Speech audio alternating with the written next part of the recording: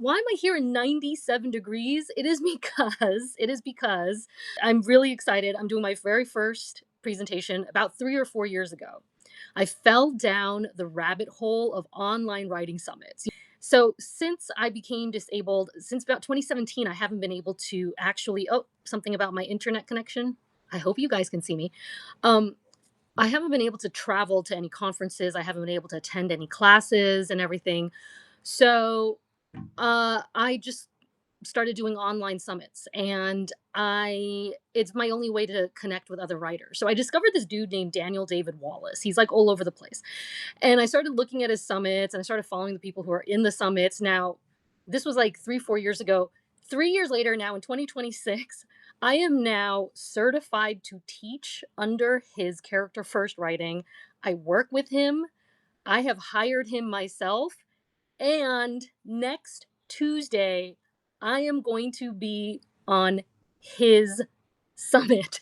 Those summits that I was watching for years, like he does 3 huge ones every year. I am now going to be one of those speakers that I was like, man, I wish I could do that. And now I'm doing it. So I'm super excited. It's called Perfect Your Process Summit.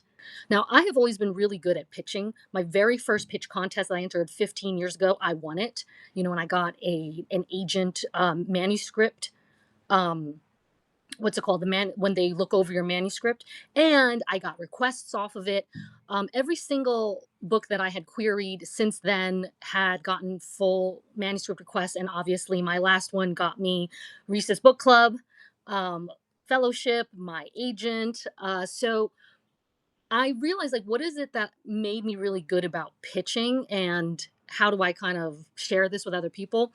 And I realized it was because the times that I spent as an actor in Hollywood right out of college.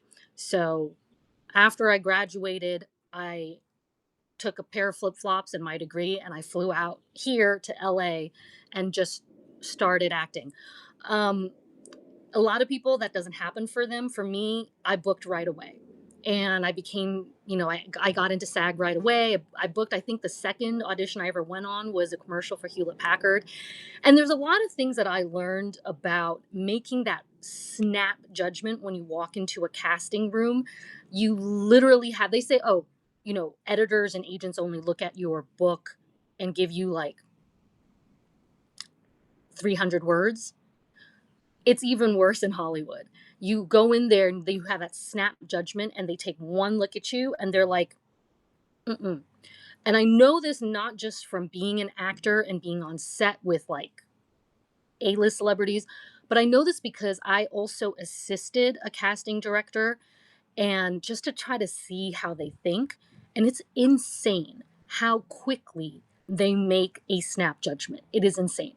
So they will sometimes even just look at the headshot and be like, I'm going to let this person come in and read, but I don't think I'm going to cast them. So when it's this harsh, and it's actually worse now in traditional publishing. I have an interview I did with Mara Williams. I can't remember the number of the episode, but it is called Hollywood, like 3 traditional publishing myths busted. And Hollywood was easier than traditional publishing. And I stand by that. I made more money and I booked jobs faster in Hollywood than I did in traditional publishing. It's still like to me. So I learned all of these things right from my time in the audition room, on set, and I was like, there has to be something that like I'm able to translate it onto my writing. There has to be a way that I can teach people that. So that's why I have this talk, 3 Hollywood Secrets to Unforgettable Author Voice, because I'm like, there's a lot of misconceptions. People are always saying like what voice is, what voice isn't. It is the number one thing that agents look for, and editors look for, and readers look for. And it's the one thing that you can use to AI proof yourself. It's the one thing that cannot be replicated. And believe me, I've tried. I actually created a Sophia content bot to try to be like, oh, people say that AI can like make your workflow easier, maybe I can make it write my podcast show notes so that I can spend more time on my actual book and less time on these like show notes and things like that. It was so bad. The bot actually sounded worse than if you just type in like into randomly into ChatGPT or Claude and you're just like, here, write me some show notes based on my episode. Like it was that bad.